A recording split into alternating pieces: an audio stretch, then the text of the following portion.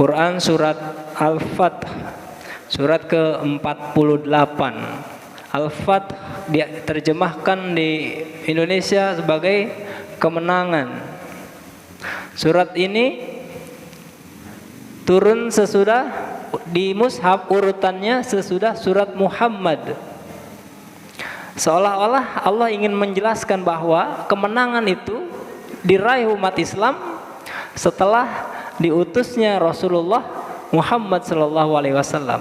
Atau jika sekarang ini mau direalisasikan kembali kemenangan itu, maka Al-Fath, kemenangan baru bakal kita raih jika kita mengikuti manhaj Rasulullah Muhammad sallallahu alaihi wasallam.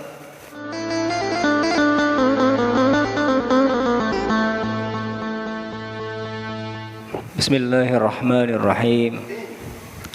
Assalamualaikum warahmatullahi wabarakatuh.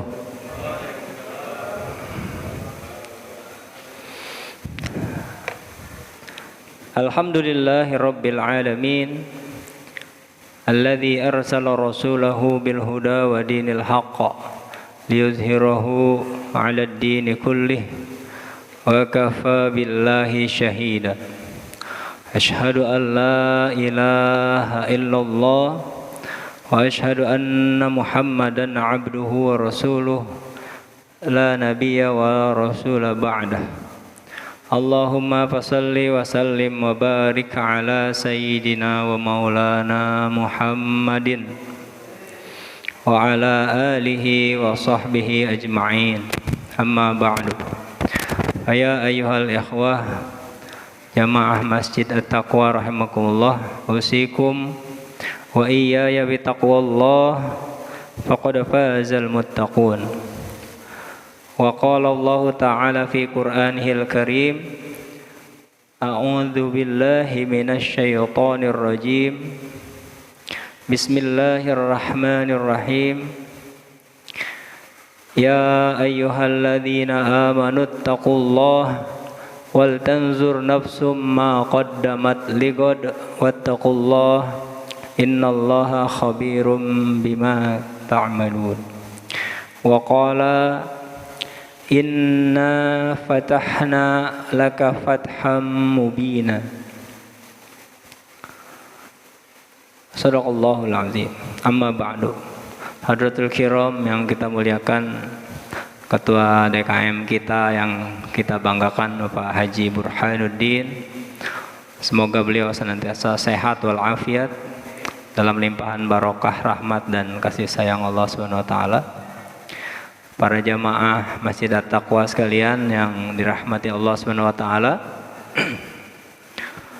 sambil menunggu guru kita Ustadz Nur Syam ya malam ini yang belum bisa dihubungi, baik kita isi sebentar, mudah-mudahan beliau bisa segera hadir bersama kita.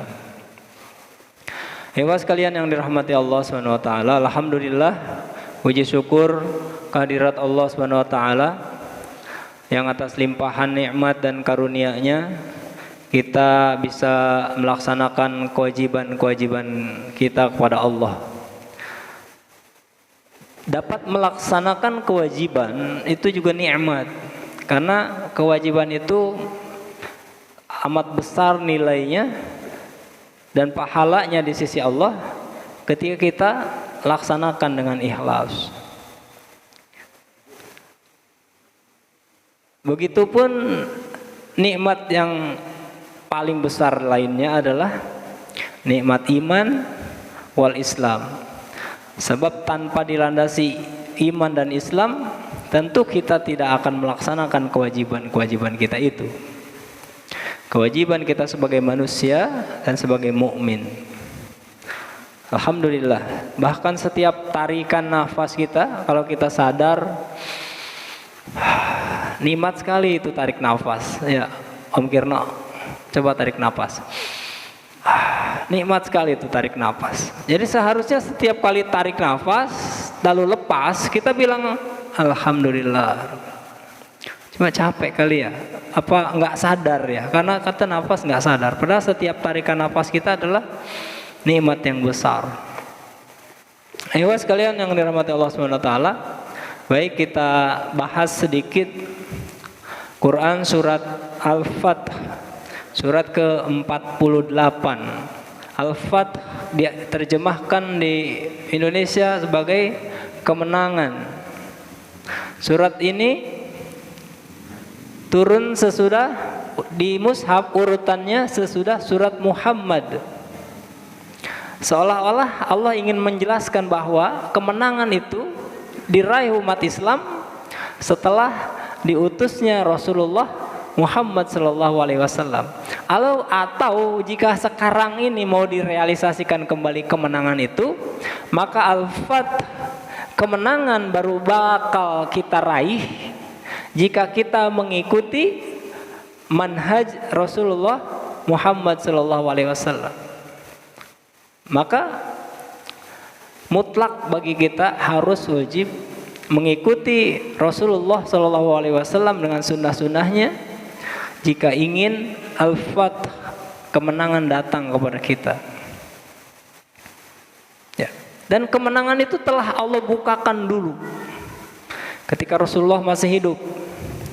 Maka Allah katakan, inna fatahna, sungguhnya kami telah membukakan kepada engkau, mendatangkan, memenangkan fatham mubina, kemenangan yang nyata, jelas.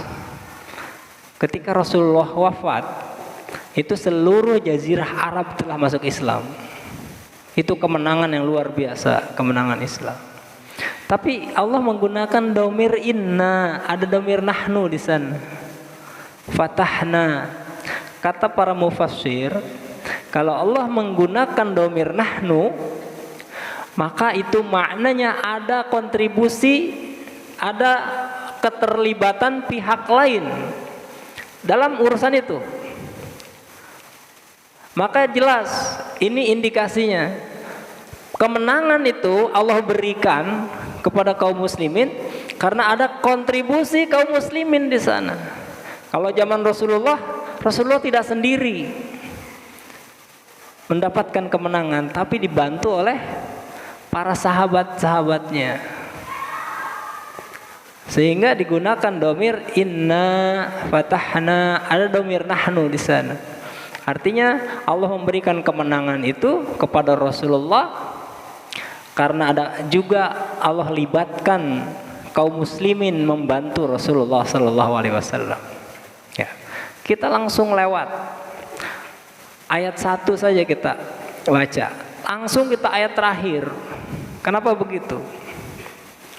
Ini kan isinya nih, surat Al-Fatah, segala macam isinya. Intisarinya, syarat kemenangan itu ada di ayat terakhir, ayat 29. Kalau kita ingin menghadirkan kembali kemenangan Islam kaum muslimin di bumi ini, maka kita harus penuhi syarat-syaratnya. Di antaranya syarat-syaratnya disebutkan di ayat terakhir surat Al-Fath ayat 29. Mari kita baca. Bismillahirrahmanirrahim. Muhammadur Rasulullah. Muhammad itu adalah Rasul, utusan Allah. Ini yang pertama. Syarat pertama.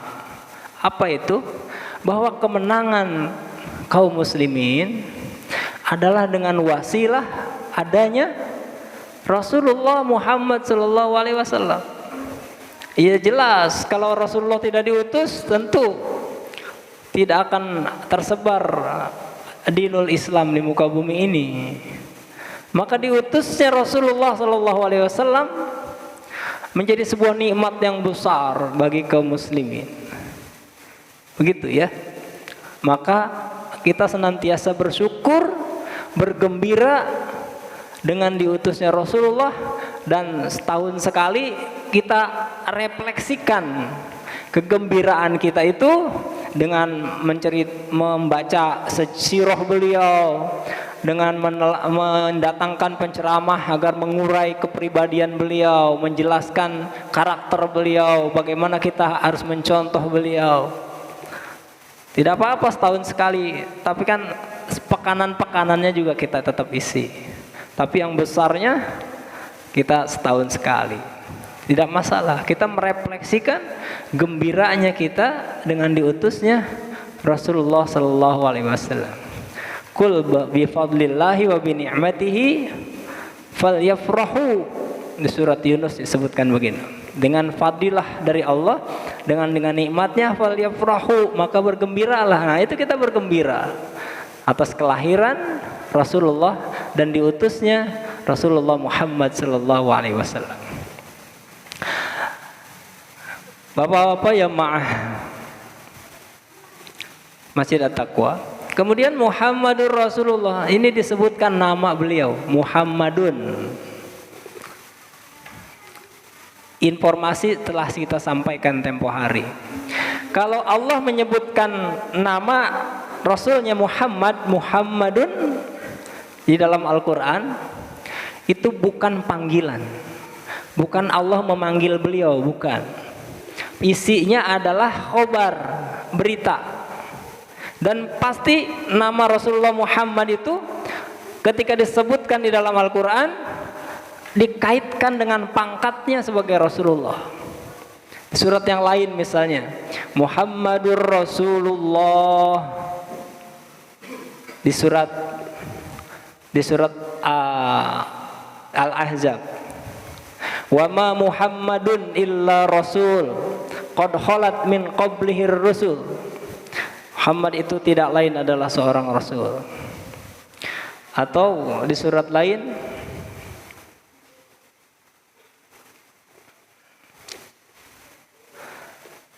mohon maaf saya lupa yang surat lain.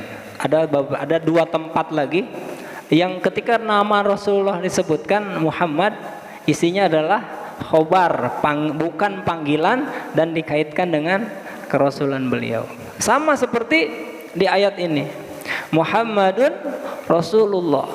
Karena tidak seperti Rasul-Rasul yang lain.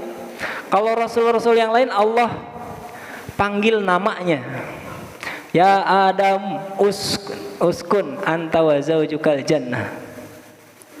Atau ya Musa aqbil la takhaf. Atau ya Zakaria inna nubashiruka. Ya Isa dan lain-lain. Allah panggil namanya kalau Rasul yang lain. Tapi kalau Nabi Muhammad Allah panggil pangkatnya, Allah panggil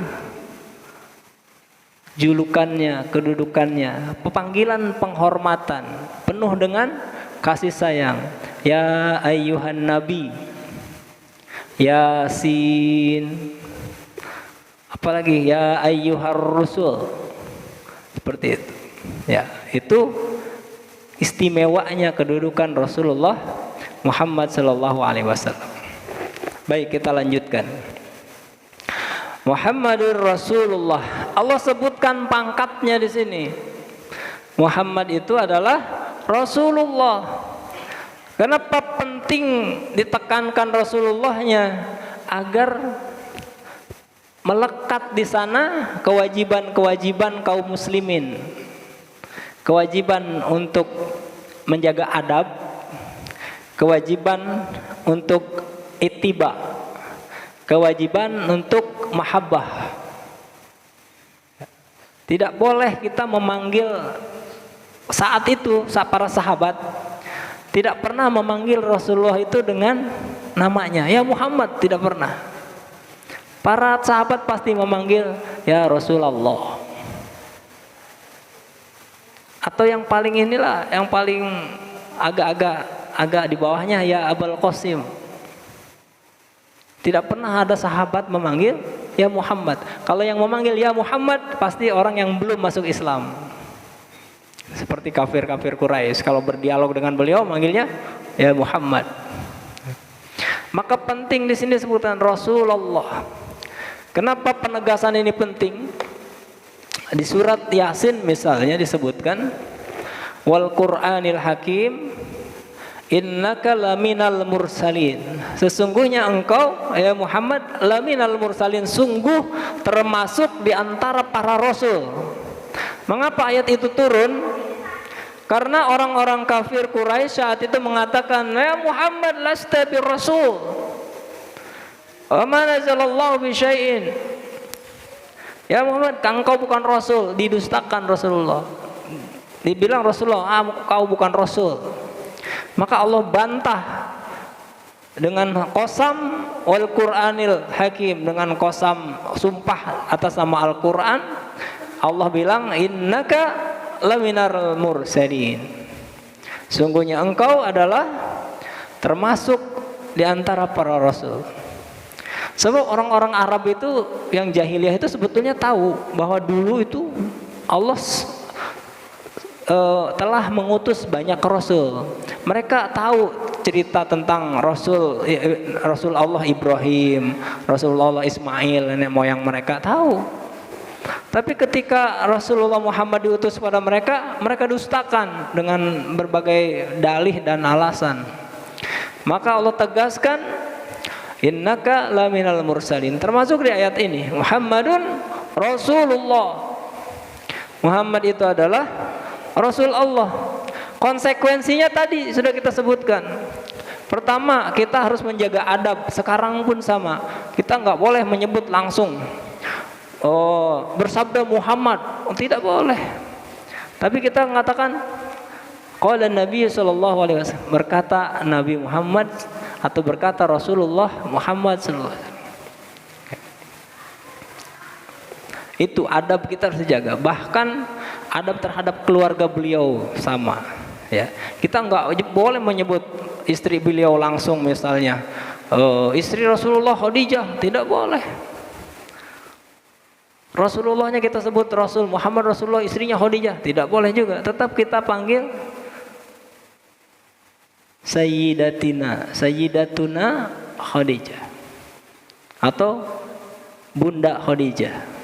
Karena para istri Rasulullah itu adalah wa azwajuhu ummahatukum. Para istri Rasulullah itu adalah bunda kaum muslimin, ibu kaum muslimin. Jadi janda-janda Rasulullah itu setelah Rasulullah wafat haram dinikahi oleh kaum muslimin karena itu ibu mereka. Ya, seperti itu konsekuensinya. Satu, adab kita. Yang kedua, ittiba. Karena beliau adalah Rasulullah, maka kewajiban kita ittiba. Seperti disebutkan di ayat lain, Qul in kuntum tuhibbunallah fattabi'uni. Katakan ya Muhammad, kalau kalian kaum muslimin mencintai Allah, fattabi'uni, maka ikuti aku. Ikuti Rasulullah. Itu konsekuensi keimanan. Bahwa keimanan kita yang berbasis pada asyhadu alla ilaha illallah, harus cinta dan taat pada Allah, juga wa asyhadu anna Muhammadar Rasulullah. Kita harus cinta dan taat kepada Rasul Allah. Qul in kuntum tuhibbunallah fattabi'uni, maka yuhibbukumullah wa yaghfir lakum dzunubakum. Kalau kita mau dicintai Allah dan diampuni dosa-dosa kita, syaratnya mutlak. Mencintai Allah juga harus mengikuti Rasulullah sallallahu alaihi wasallam. Ya, seperti itu. Maka pangkat Rasulullah Muhammad sallallahu alaihi wasallam itu mengimplikasikan kewajiban ittiba kepada kita, mengikuti beliau, mengikuti manhaj beliau. Ya, manhaj itu apa? Manhaj itu cara beliau beribadah, cara beliau berkata-kata, cara beliau makan minum bahkan. Ya, minum beliau memang ada manhajnya, ada caranya. Iya, ada. Beliau itu kalau minum duduk, tangan kanan diangkat, bismillah, minum 3 teguk, 5 teguk, taruh, alhamdulillah. Itu manhaj beliau. Ya, kalau kita ikuti cara minum beliau dan lillah, maka jadi pahala. Hal mubah jadi pahala karena ittiba kepada Rasulullah Muhammad sallallahu alaihi wasallam. Kewajiban ittiba ini dalam hal apa? Seluruhnya, kecuali hal-hal yang khusus untuk beliau. Apa ada hal-hal yang khusus untuk beliau? Ada. Apa? Di antaranya adalah istri beliau lebih dari 4. Itu khusus, khalisatan lak min dunil mu'minin. Disebutkan di ayatnya begitu. Itu khusus untuk engkau ya Muhammad, selain kaum muslimin. Apalagi yang khusus? Yang khusus juga beliau itu wajib qiyamul lail. Qiyamul lail itu buat Rasulullah wajib setiap malam. Beliau qiyamul lail setiap malam. Buat kita sunnah, tidak wajib. Artinya kalau kita bolong qiyamul lail karena ngantuk banget, bangun udah subuh, tidak dosa. Seperti itu. Tapi kalau kita mau qiyamul lail setiap malam, cakep. Nah, demikian. Nah, kemudian pangkat Rasulullah ini juga mengimplikasikan yang tadi itu, mahabbah, harus cinta.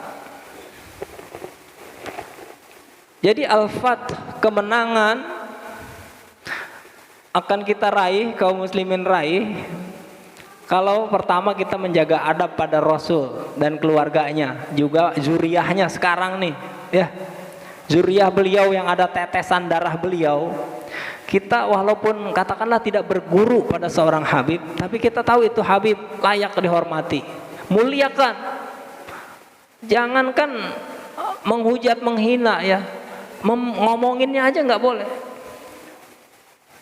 Harus dimuliakan karena ada darah Rasulullah pada dirinya. Itu adabnya.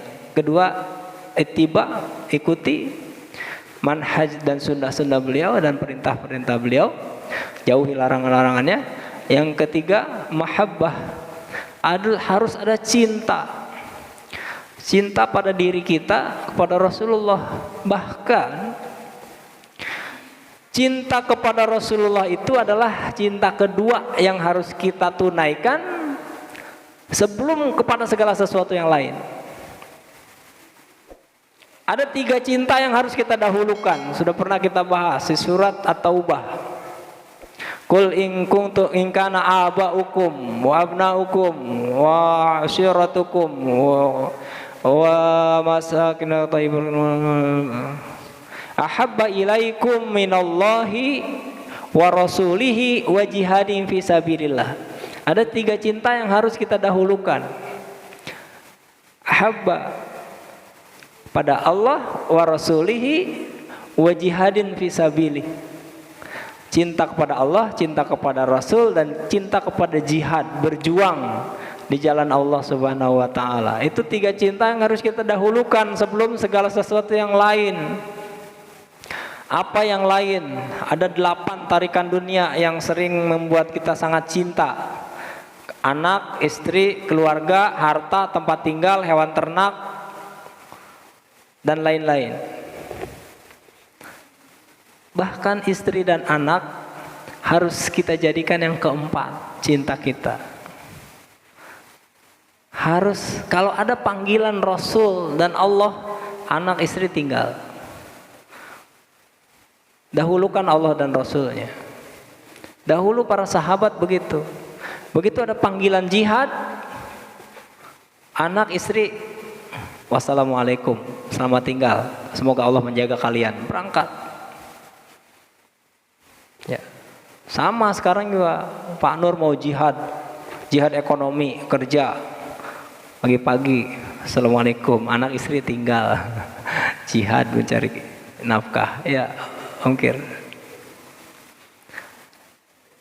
Mahabbah, lalu bagaimana kita sudah sering bahas tentang mahabbah ini. Mahabbah, cinta itu harus dibuktikan, harus direalisasikan. Ini Ustadz Norman belum kelihatan, tidak hadir.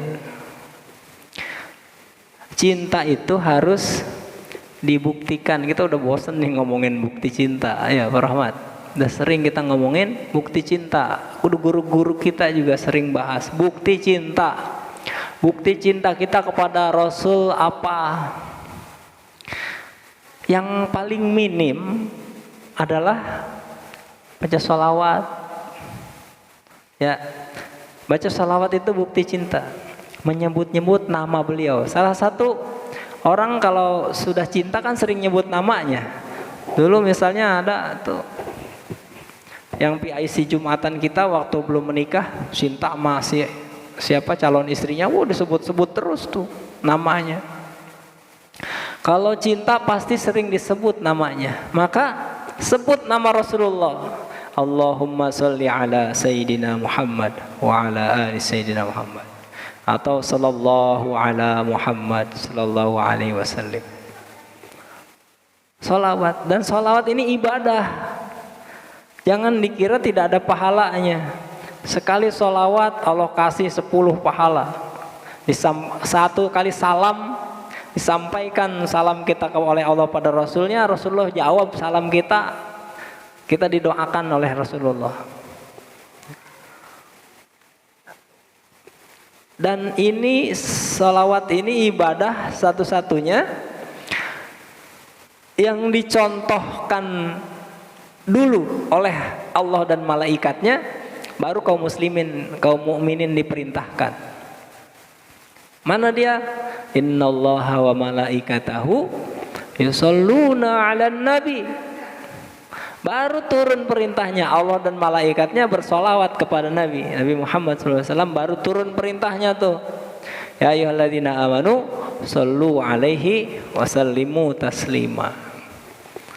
Maka ayo kita buktikan cinta kita pada Rasulullah. Misalnya apa? Rasulullah bilang begini, kalau kita cinta sama seseorang pasti kita nurut banget sama orang itu. Disuruh apa kek dikerjain. Rasulullah bilang begini, man bana masjidan banallahu lahu baitan fil jannah. Siapa orang yang membangun masjid, maka Allah akan membangunkan baginya sebuah istana di surga. Itu Rasulullah informasi dari Rasulullah itu artinya nyuruh kalian kalau mau dibangunkan rumah oleh Allah di surga, bangun masjid. Kalau bangun masjid sendiri, satu masjid bagus, cakep. Tapi kalau tidak sanggup, bareng-bareng boleh. Iya, enceleng, nggak apa-apa, apa yang kita mampu. Bangun masjid itu perintah Rasulullah, walaupun perintahnya tidak langsung, beliau menginformasikan aja. Nah maka kalau kita bangun masjid at-taqwa rame-rame, ya insya Allah nanti Allah bikin di sana geraha at-taqwa, itu perumahan at-taqwa di surga nih. Geraha 1, 2, 3, 4, 5, 6, at-taqwa 1, at-taqwa 2, at-taqwa 3, ini buat Pak Haji, ini buat siapa? Allah yang ngatur lah ya. Wallahu a'lam. Muhammadur Rasulullah. Itu ya. Kemudian teladan kita kepada Rasulullah apa? Ya diantaranya ya paling tidak 4 sifat wajib pada Rasul lah kita teladani. Siddiq, amanah, tabligh, fatonah. Kita jujur senantiasa, amanah, menyampaikan amanah, siddiq, amanah, tabligh, dan kita sampaikan ajaran-ajaran Rasulullah kepada orang lain. Fatonah, cerdas, pandai mencari solusi. Kalau ada masalah jangan mengeluh, cari solusinya. Cari solusi. Oke, kita lanjutkan. Walladzina ma'ahu, dan orang-orang yang bersamanya. Siapa orang-orang yang bersama Rasulullah? Nah, ini yang dimaksud bukan semua orang yang hidup pada zaman Rasulullah, tapi yang dimaksud adalah para sahabat. Ya, apa itu sahabat? Para ulama mendefinisikan sahabat adalah orang yang hidup semasa dengan Rasulullah, bertemu dengan beliau dan beriman kepada beliau dengan apa yang beliau bawa, dengan Islam, masuk Islam, dan wafat dalam keadaan Islam. Itu definisi sahabat. Artinya, kalaupun ada orang Islam zaman Rasulullah, sejaman dengan Rasulullah, tapi tidak bertemu dengan Rasulullah, maka itu tidak disebut sahabat. Apa ada yang begitu? Ada. Dimasukkan oleh ulama kepada kategori tabi'in besar. Contohnya adalah Uwais Al-Qarni. Uwais Al-Qarni ini sejaman dengan Rasulullah dan masuk Islam ketika Rasulullah masih hidup. Tetapi beliau tidak berkesempatan berjumpa dengan Rasulullah karena jauh di Al-Qarn daerahnya, dan beliau orang miskin, nggak bisa bepergian jauh, biayanya besar. Ya, maka beliau ini semasa Muslim dan wafat dalam keadaan Islam, tapi tidak bertemu dengan Rasulullah, maka beliau tidak disebut sahabat, tapi dikategorikan sebagai tabi'in besar. Sahabat adalah yang hidup, masuk Islam sejaman, dan wafat dalam keadaan Islam. Memang ada orang Islam yang zaman Rasulullah masuk Islam lalu wafat dalam keadaan kafir. Banyak. Contohnya adalah orang-orang yang diperangi oleh Abu Bakar karena menolak membayar zakat dan atau murtad setelah Rasulullah wafat. Itu banyak, diperangi oleh Abu Bakar, tewas dalam keadaan kafir. Itu bukan sahabat. Ya. Sahabat yang seperti itu, yang masih hidup, ulangi, yang wafat dalam keadaan Islam setelah bertemu dan beriman kepada Rasulullah. Ada berapa jumlah sahabat? Ketika haji wada itu ada 10.000 haji wada. Setelah haji wada ada penambahan sekitar 2.000 orang. Sehingga para ulama hampir ittifaq bahwa jumlah sahabat itu sekitar 12.000. Radhiyallahu anhum wa radu'an. Tetapi tentu tidak semua sahabat adalah ulama. Di kalangan sahabat ada ulama-ulamanya. Misalnya Khulafaur Rasyidin, Abu Bakar, Umar, Utsman, Ali, Sayyidina Ali, Hasan, Husain, itu para ulama. Abdullah bin Mas'ud, Abdullah bin Abbas, Abdullah bin Ubay bin Ka'ab, Salim, Anas bin Malik, itu para ulama. Jadi tidak semua sahabat adalah ulama, tetapi semua sahabat radhiyallahu anhum wa radu'an. Ya. Walladzina ma'ahu. Maka kewajiban kita juga untuk memuliakan para sahabat kulluhum. Semuanya, kita tidak memisah-misah sahabat ini kita hormati, sahabat ini kita caci maki, enggak. Seluruh sahabat kita muliakan, kita hormati, kita bahkan sholawat atas Nabi wa ala alihi wa sahbihi, dan juga sahabatnya. Bapak-bapak sekalian, para ulama kita itu cerdas. Ulama Ahlus Sunnah wal Jamaah, di pembukaan kitab mereka atau di pembukaan ceramah mereka, wa sahbihi, mereka tambahkan kata sederhana, ajma'in. Ini kata ajma'in gak main-main Bapak. Walaupun kelihatan sederhana, tapi ini menjadi pembeda antara kita Ahlus Sunnah wal Jamaah dan orang-orang Syiah. Kalau kita bilang wasahbihi dan para sahabat Rasulullah ajma'in, seluruhnya. Tapi orang Syiah tidak. Wasahbihil mukhtar, dan sahabat-sahabat yang terpilih gitu kan. Hanya beberapa sahabat saja yang diakui oleh orang-orang Syiah.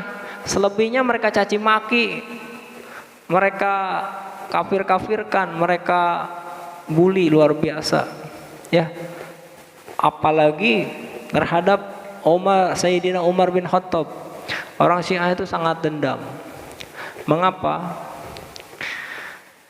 Karena Umar bin Khattab lah khalifah Rasulullah yang berhasil menghancurkan kerajaan Persia,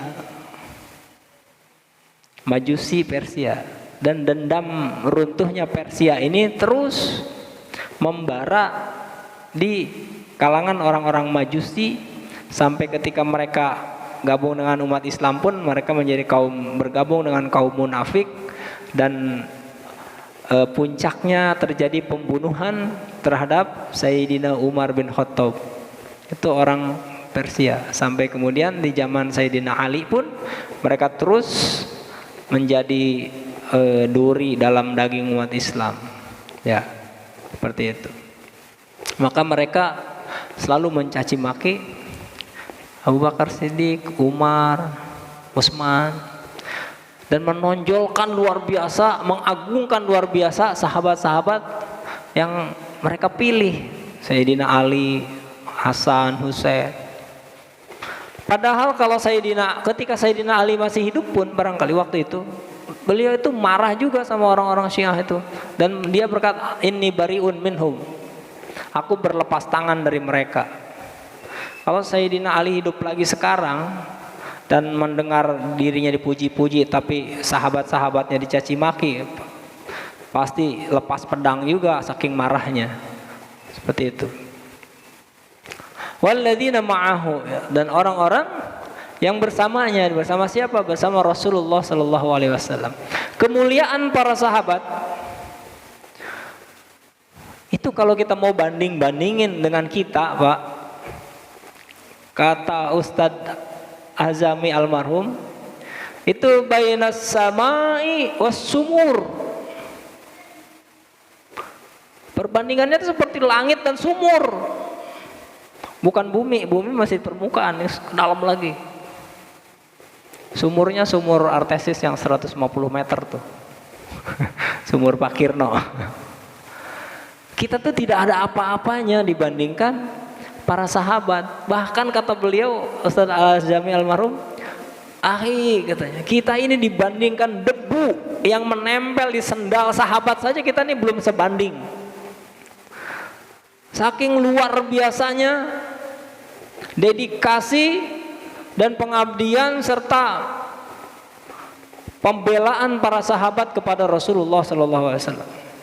Para sahabat itu kalau ada anak panah menuju Rasulullah, mereka halangin pakai badan mereka, biar mereka yang mati, Rasulullah selamat. Kalau ada pedang mengarah ke Rasulullah di peperangan, mereka tangkis pakai perisai. Kalau perisai nggak ada, pakai tangan aja ditangkis, tangan buntung nggak masalah. Yang penting Rasulullah semangat. Kita Rasulullah dihina orang kadang diem aja, ya respon aja enggak. Padahal di Facebook, WhatsApp kan respon gampang aja. Kata Buya Hamka, kalau Islam, Allah, Rasul dihina, kita diam saja.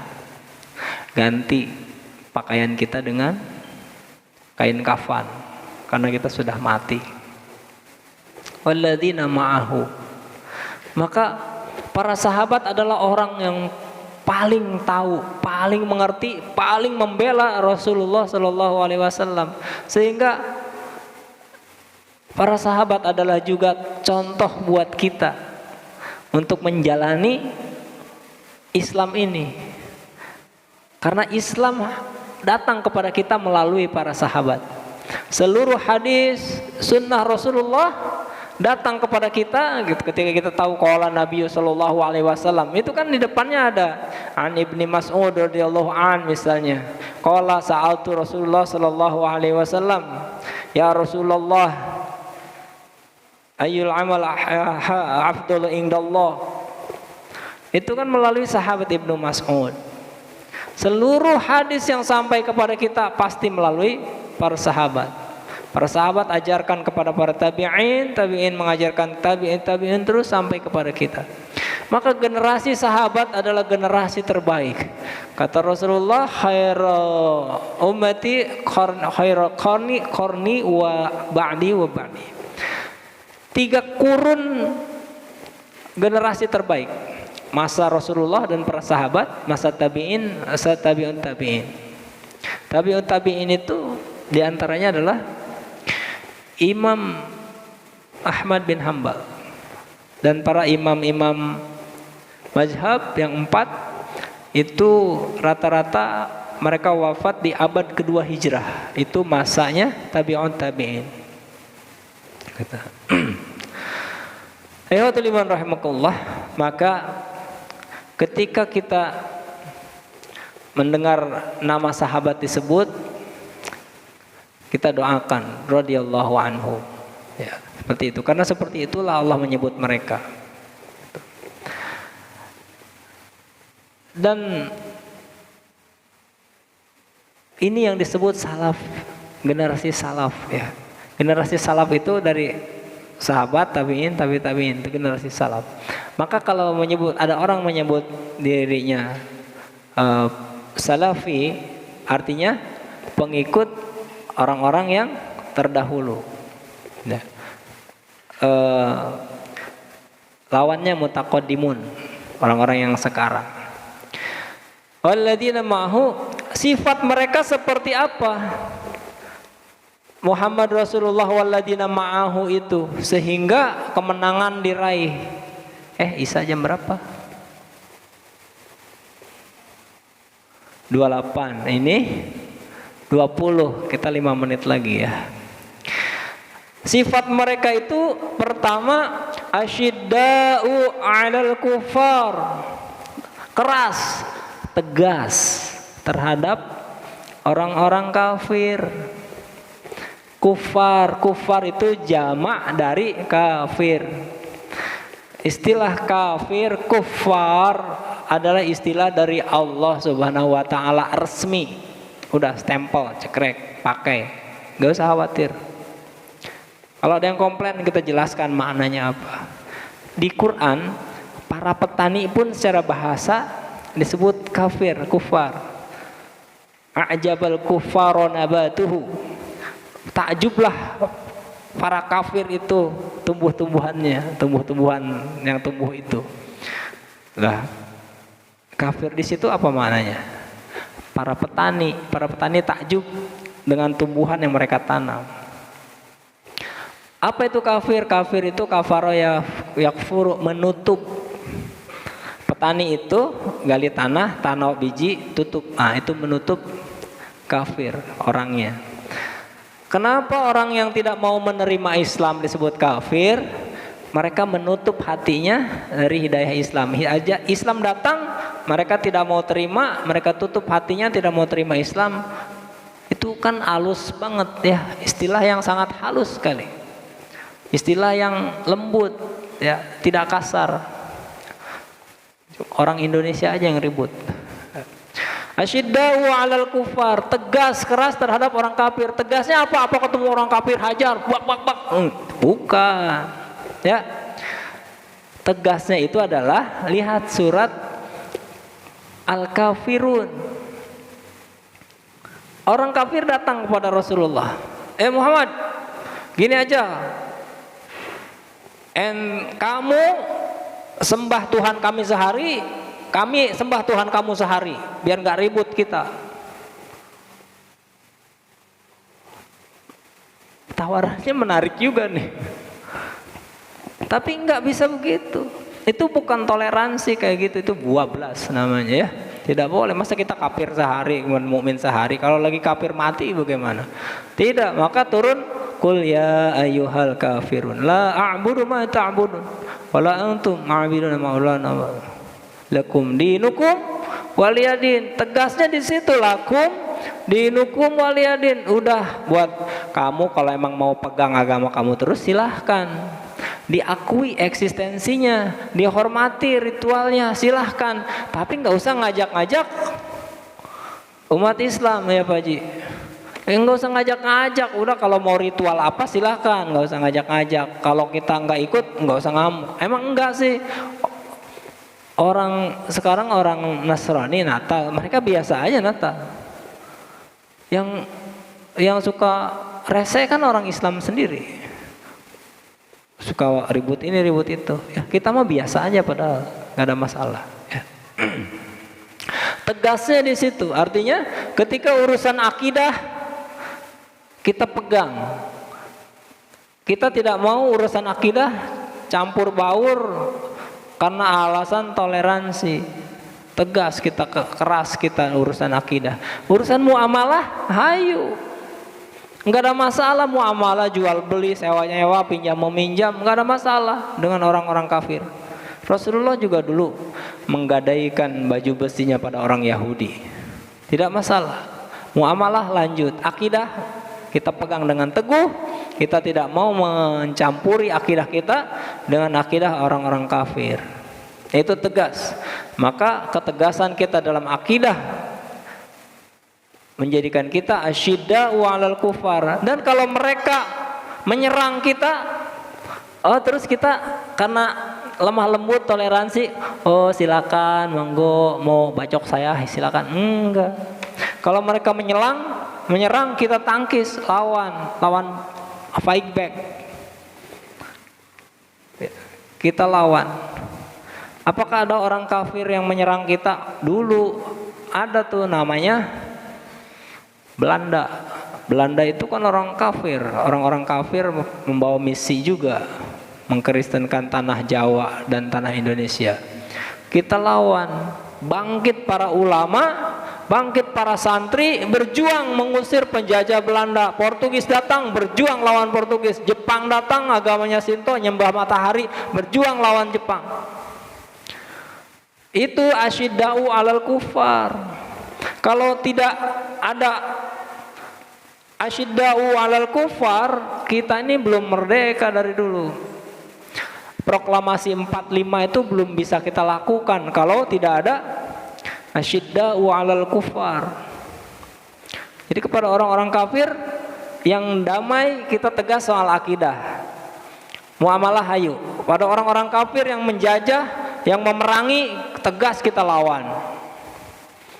Sederhana begitu saja. Itu kepada orang-orang kafir nih. Ar-Rasul Muhammad Rasulullah walladzina ma'ahu asyidda'u 'alal kufar. Sebaliknya ruhama'u bainahum, berkasih sayang kepada sesama kaum muslimin, kepada sesama orang-orang beriman. Ini mah kepada orang kafir kayaknya sayang banget, puji-puji. Kepada orang Islam galak banget. Bagaimana begitu? Orang Islam dihajar terus, tidak ada kasih sayangnya kepada kaum muslimin. Yang seperti itu kan, kalau masih seperti itu, maka kemenangan itu masih jauh. Salah satu syarat kemenangan itu adalah tegas keras terhadap orang-orang kafir dalam urusan akidah. Kalau mereka menyerang, tegas kita lawan. Dan ruhama'u bainahum, saling berkasih sayang kepada orang-orang mukmin. Jangan sampai kita menjadikan orang mukmin sebagai objek kekerasan, objek kejoliman. Sayangi yang miskin, santuni, yang yatim santuni, yang janda nikahi. Seperti itu. Baik, mungkin sudah Isya, kita cukupkan dulu. Mudah-mudahan ada manfaatnya.